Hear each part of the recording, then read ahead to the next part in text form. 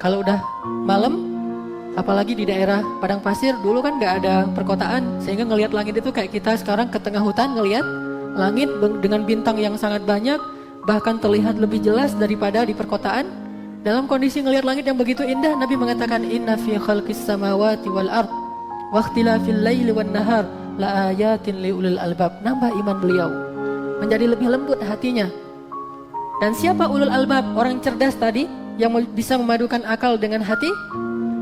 Alladzina yadhkuruna Allah.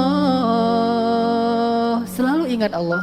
Ingat Allah itu bukan subhanallah, subhanallah, subhanallah. Itu yusabbihun, bertasbih kepada Allah.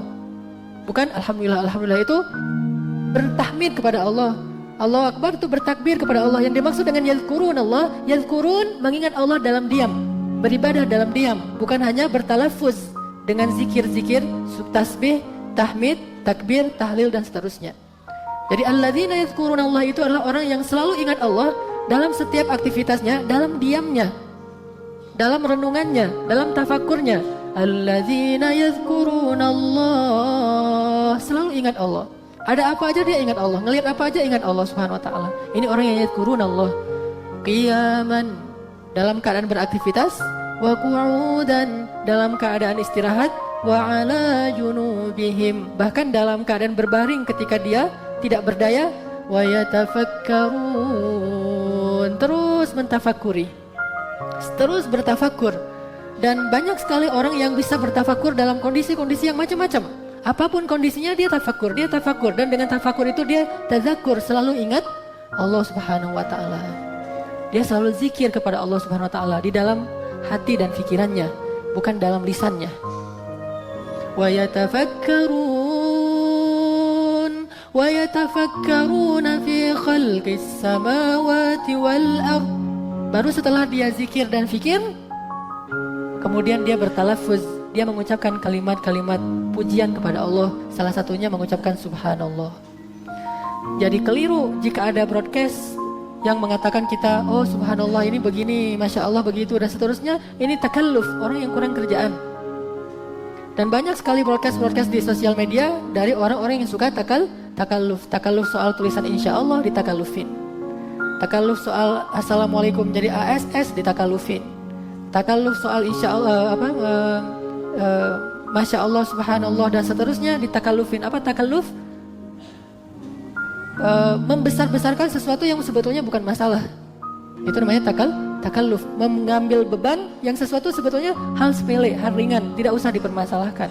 Termasuk, oh nggak boleh bilang kalau takjub itu masya Allah, kalau yang jelek-jelek enggak kayak gitu. Buktinya ayat itu tentang takjub. Wa yatafakkaruna fi khalqis samawati wal ard. Terus kata-katanya apa? Rabbana ma khalaqta hadza batila subhanak. Subhanak itu dalam bahasa lain adalah subhanallah. Jadi kalau kita ngelihat mentafakuri kebesaran Allah lewat ciptaan-ciptaannya, kita boleh bilang subhanallah, kita boleh bilang masya Allah, kita boleh bilang Allahu Akbar, kita boleh bilang la haula wala quwata illa billah, kita juga bisa bilang alhamdulillah. Tergantung maksud kita apa. Jadi yang membedakan kalimat ini adalah maksudnya, bukan objek yang kita lihat, tetapi maksud kita. Kalau kita bilang subhanallah, itu maksudnya semua ini tidak ada yang sia-sia, itu maksudnya. Allah itu nggak pernah sia-sia dalam perbuatannya, tidak pernah ada yang terlewat dari manfaat. Semua ini pasti ada manfaatnya. Mustahil Allah itu menciptakan sesuatu yang sia-sia. Itu pakainya subhanallah. Kalau niat kita semua ini terjadi pasti karena kehendak Allah. Kalau bukan kehendak Allah pasti nggak akan terjadi. Kita bilang masya Allah. Kalau kita maksudnya ingin mensyukuri nikmat Allah ini luar biasa, hujan turun hari ini, kita bilang alhamdulillah. Kita juga bisa bilang hujan subhanallah. Gak mungkin hujan itu sia-sia. Ada orang yang hujan turun ngeluh, nggak turun hujan ngeluh. Nah orang kayak gini nih harus sering-sering bilang subhanallah, karena subhanallah itu adalah kalimat untuk menasehati diri kita bahwa Allah itu nggak ada sia-sia dari ciptaannya, dari kehendaknya, dari apapun yang dia lakukan. Takbir misalnya itu murni takjubnya kita, atau kita ingin mengatakan bahwa sehebat apapun semua ini Allah lebih hebat, seagung apapun semua ini Allah lebih agung, maka kita bilang Allahu Akbar. Jadi bukan objek apa yang kita lihat, bukan peristiwa apa yang kita alamin, lalu kita cocokkan dengan kalimat zikir tadi, bukan. Apa niat kita dengan mengucapkan itu? Dan kita tentunya harus paham dulu maksud dari kalimat tersebut. Tapi banyak orang karena mungkin dia ngelamun sendiri di rumah nih ngapain ya, udahlah saya nyebarin broadcast aja, terus kasih foto seorang ustadz baik dari luar negeri atau dalam negeri, dikasih kalimat-kalimat di broadcastin seolah-olah dari ustadz yang terkenal, padahal ustadz itu juga gak tahu apa-apa. Kita, oh gitu ya, kan kita suka yang agak-agak kontroversi kan ya, akhirnya kita sebarin lagi, tersebar di mana-mana, kalem sebentar sekitar setahun 2 tahun lagi muncul lagi tuh broadcast, terus aja kayak gitu. Kenapa? Karena kurang kerjaan. Dan orang, kalau teman-teman atau para ustadz yang para pejuang-pejuang agama, pejuang dakwah, mereka akan mengatakan ini kerjaan para pengangguran dakwah. Pengangguran dakwah. Orang kalau misalnya pengangguran, gak punya kerjaan, dia kan ngerjain yang kecil-kecil tapi penting gitu soalnya. Misalnya kita di rumah ngelamun gak ngapa-ngapain tuh coba. Jerawat digini-giniin, dicermin lama. Kalau yang di kampung-kampung nyariin kutu di depan rumah tetangga sambil ngerumpi gitu-gitu kan. Ini namanya pengangguran dakwah. Kalau orang sibuk dengan urusan-urusan yang penting, maka hal yang seperti ini akan terlewatkan dan terselesaikan tanpa harus diseriusin. Teman-teman sekalian, Nabi itu senang sekali bertafakur. Dan tafakur ini kata para ulama disebut dengan istilah ibadah dalam diam. Dan orang yang rajin beribadah dalam diam ini akan semakin lembut hatinya, semakin bijaksana pikirannya. Dan itu adalah salah satu cara kita untuk banyak mengenal Allah Subhanahu wa taala. Banyak tafakur. Ini ibadah dalam diam yang pertama. Yang kedua istiqra. Tafakur dan istiqra. Istiqra itu apa? Dari kata ikra. Ikra itu membaca. Bedanya dengan istiqra, kalau ikra itu membaca sambil talafuz. Misalnya kayak tadi, Tabarakalladzi biyadihil mulku wa huwa ala kulli syai'in qadir. Itu ikra. Kalau istiqra, itu istiqra. Apa bedanya? Istiqra itu membaca dengan teliti dan dia gak akan secepat ikra. Dia baca tafsirnya, dia baca hadisnya, dia duduk aja di halte misalnya. Itu istiqra. Kalau dia cuma baca huruf-hurufnya walaupun gak berbunyi, itu namanya ikra. Para ulama senang sekali istiqra. Generasi Islam masa kegemilangan di masa Harun ar-Rasyid itu orang-orang generasi tafakur dan istiqra yang luar biasa. Rajin banget membaca. Kalau di zaman Nabi emang gak ada budaya membaca karena emang tulisan masih sedikit. Jangankan tulisan ulama, hadis aja belum boleh ditulis kecuali oleh seorang sahabat saja yang menulis hadis, yang lain cuma boleh nulis Al-Quran. Jadi mereka gak banyak membaca, lebih banyak mendengar. Di generasi setelahnya ketika Al-Quran sudah dibukukan, hadis sudah dibukukan, kemudian muncullah ulama-ulama yang membukukan juga ilmu mereka. Akhirnya semangat istiqra ini muncul luar biasa dan saat itulah Islam menjadi sangat berperadaban, yaitu pada masa peradaban Islam di Baghdad di masa Harun ar-Rasyid yang kemudian difitnah dengan buku cerita 1001 malam. Padahal bukan demikian. Nah, istiqra itu membaca sambil memperhatikan, sambil mengambil pelajaran. Ini maksud tabarok ini apa? Allah ala kulli syai'in qadir. Misalnya kan kita baca tadi, Tabarakalladzi biyadihil mulk wa huwa ala kulli syai'in qadir. Terus kita duduk, wa huwa ala kulli syai'in qadir. Berarti Allah semuanya bisa, nggak ada yang Allah nggak bisa. Difikirin, itu namanya tafakur dan istiqra. Tapi kalau cuma wa huwa ala kulli syai'in qadir, alladzi khalaqal mauta, itu namanya tilawah iqra dan itu berpahala. Cuma belum menambah iman, belum menambah paham, belum menambah yakin kepada Allah Subhanahu wa taala.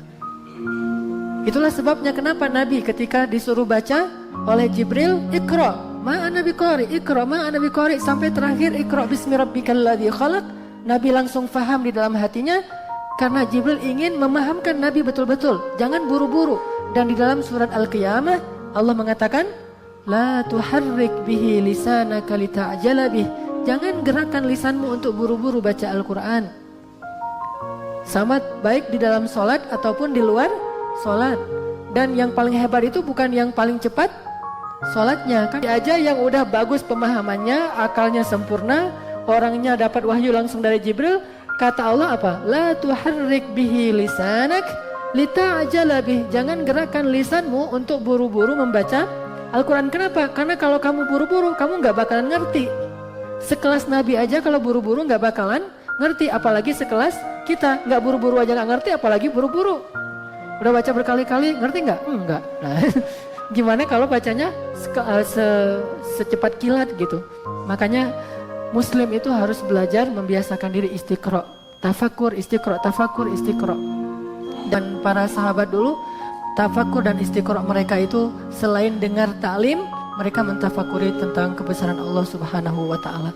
Nabi ngelihat apa aja, mengingatkan dirinya dan orang lain kepada Allah Subhanahu wa Ta'ala. Misalnya ada suara, Nabi lagi duduk nih dengan sahabat, tiba-tiba terdengar kayak suara apa? Kayak suara petir gitu, tapi beda, bukan suara petir. Nabi bertanya, tahukah kalian suara apa itu? Kata sahabat, pastinya Allah dan Rasul lebih tahu. Kata Nabi, itu suara batu neraka Jahannam yang jatuh ke dalam dasarnya 100 tahun yang lalu, tapi baru sampai ke dasarnya hari ini. Lalu para sahabat menangis. Itu namanya tafakur. Jadi ngedengar apa, ngelihat apa, kemudian ngerasain apa, semuanya diingatkan kepada Allah Subhanahu wa Ta'ala. Ini orang yang ulul albab, orang yang selalu bisa memadukan akal dengan hati dan disebut dengan orang yang cerdas. Tafakur ini adalah kebiasaan dan hobinya Rasulullah SAW. Rasulullah itu senang banget tafakur, dan kesenangan beliau dengan tafakur ini sering kemudian tertuang dalam hadis dan sirah beliau. Salah satunya misalnya ketika Nabi sedang dalam perjalanan jihad bersama para sahabat. Perjalanan itu kan panjang-panjang ya, bisa di padang pasir berhari-hari, berminggu-minggu. Tibalah mereka di suatu malam di tengah padang pasir yang sangat cerah cuacanya dan sedang bulan purnama, bulat dan sangat besar, mungkin supermoon ya, bulan purnama lagi besar-besarnya dan cerah gitu, nggak ada satu helai awan pun. Lalu Nabi dengan para sahabat beristirahat di padang pasir, dan ini luar biasa nih kalau ada kegiatan kayak gini. Cuma kegiatan kayak gini didapatkan oleh Nabi bukan sengaja jalan-jalan ke padang pasir ya, tapi dalam perjalanan membela agama Allah. Di tengah padang pasir Nabi duduk bersama para sahabat ngelihat bulan, pada diam semuanya menikmati bulan sambil istirahat, kan capek banget tuh perjalanannya, istirahat ngeliatin bulan, semuanya diam. Tiba-tiba Nabi bertanya, tahukah kalian seperti apa nanti orang yang beriman di dalam surga melihat Allah Subhanahu wa Ta'ala? Para sahabat mengatakan, seperti apa ya Rasulullah? Seperti kalian saat ini melihat bulan purnama. Seperti itulah nanti orang-orang yang beriman akan melihat pandangan mereka kepada Allah Subhanahu wa Ta'ala. Jadi gak ada penghalang, terang banget tapi gak menyilaukan, tenang gitu, semuanya tertegun dan tidak berkata-kata seorang pun, semuanya tertegun ngelihat bulan.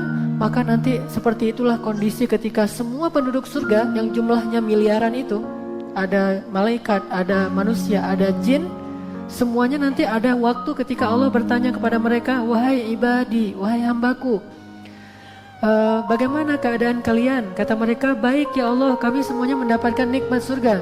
Lalu Allah mengatakan, maukah kalian aku tambahkan? Mereka bertanya, adakah tambahan setelah kenikmatan semua ini ya Allah? Kata Allah, maka aku perkenankan kalian untuk melihat wajahku. Lalu Allah membuka tabir-tabir cahaya yang menutupi wajah Allah selama ini dari makhluknya.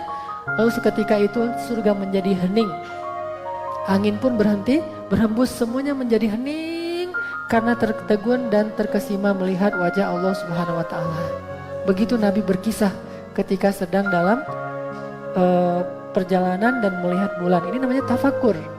Dan Nabi senang banget, benar-benar melembutkan hati, menambah wawasan dan menambah hikmah atau kebijaksanaan. Ternyata kebiasaan tafakur ini memang kebiasaannya para ulama. Para sahabat semuanya senang bertafakur, termasuk Ibnu Abbas. Ibnu Abbas mengatakan seperti kata-kata yang tadi saya sebutkan, bertafakur tentang kebesaran Allah satu sa'ah itu kalau dalam terjemahan modern 1 jam, kalau terjemahan klasik sa'ah itu sebentar.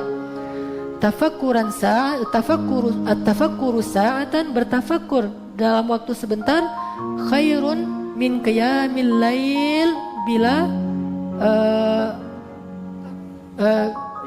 lebih baik daripada sholat malam bila khusyuk, tanpa khusyuk. Kalau kata Ibnu Abbas. Jadi kita sholat malam ngantuk, kita sholat malam cepet-cepetan, kita sholat malam membaca banyak ayat Al-Quran tapi tidak tadabbur, maka sesungguhnya tafakur sebentar saja itu lebih baik daripada bacaan sholat malam yang tidak dengan tadabbur dan khusyuk. Begitu juga dengan sahabat-sahabat yang lain. Sampai ditanya tentang Nabi Isa. Ini dalam hadis tentang kisah-kisah Nabi Isa. Murid-murid Nabi Isa, Hawariyin, pernah bertanya kepada Nabi Isa, "Ya Nabi Allah, ya Ruh Allah, wahai Ruh Allah," yaitu Isa, "setelah engkau nanti kembali kepada Allah," kan mereka belum tahu kisah akhirnya bahwa Nabi akan diangkat. "Setelah engkau nanti kembali kepada Allah, apakah akan ada orang yang sepertimu di muka bumi?" Kata Nabi Isa, "Ada." "Siapa mereka?" Kata Hawariyun. Kata Nabi Isa, "Man kana mantiquhu dzikran wa sumtuhu fikran atau tafakkuran." Siapa yang ucapannya adalah zikir, arti zikir itu memuji Allah, mengagungkan Allah, dan siapa yang diamnya tafakkur, lalu siapa yang basaruhu, pandangannya adalah ibratan, mengambil pelajaran, maka fahuwa mithli, maka dia seperti aku. Artinya apa? Salah satu hobinya Nabi Isa itu adalah diam sambil tafakkur, beribadah dalam diam, itu hobinya Nabi Isa. Jadi siapa yang rajin mengingat Allah dengan cara subhanallah, alhamdulillah, Allahu Akbar, kemudian dia diam aja sambil memikirkan kebesaran Allah, Allah itu hebat banget, Allah itu luar biasa, Allah ala kulli syai'in qadir, Allah, diam aja. Kemudian kalau dia ngelihat sesuatu dia bisa ngambil pelajaran, itu kata Nabi Musa, fahuwa mithli, dia itu seperti saya. Itu hobinya Nabi Isa. Ada lagi orang yang ahli hikmah yang paling terkenal dalam Al-Quran, disebut dengan Al-Hakim. Siapa dia? Luqman. Luqman ini walaupun dia budak tapi dia hakim. Jadi orang yang bijaksana itu nggak harus berpendidikan tinggi. Bisa jadi seorang budak seperti Bilal lebih bijaksana daripada seorang yang berpendidikan tinggi seperti Abu Jahal atau Abu Al-Hakam, panggilan orang-orang jahiliyah. Luqmanul Hakim, seorang budak yang satu kampung dengan Bilal, yaitu Habasyah, Ethiopia kalau sekarang. Dia itu kalau lagi nggak ada kerjaan dari tuannya, kan dia budak, maka dia senang menyendiri aja. Nggak pernah ngumpul dengan budak-budak yang lain, ketawa-ketawa, nongkrong segala macam, menyendiri aja. Sehingga tuannya suka memperhatikan, ini Luqman suka menyendiri, ngapain sih? Tuannya datang, "Ya Luqman," kata tuannya, "innaka tudimul julus wahdak." Kamu suka sekali duduk sendiri. "Falau jalasta ma'an nasi kana anisin laka." Kalau kamu duduk bersama orang lain mungkin kamu lebih senang. Ngapain kamu duduk sendiri, kata tuannya. Apa kata Luqman? "Inna tulal wahdah afhamu lil fikri." Orang yang duduk lama sendiri itu lebih membuat dia gampang memahami segala hal. Jadi nalarnya itu bagus, membangun kepekaan nalar. Jadi orang yang kata Luqman, "Inna tulal wahdah afhamu lil fikri."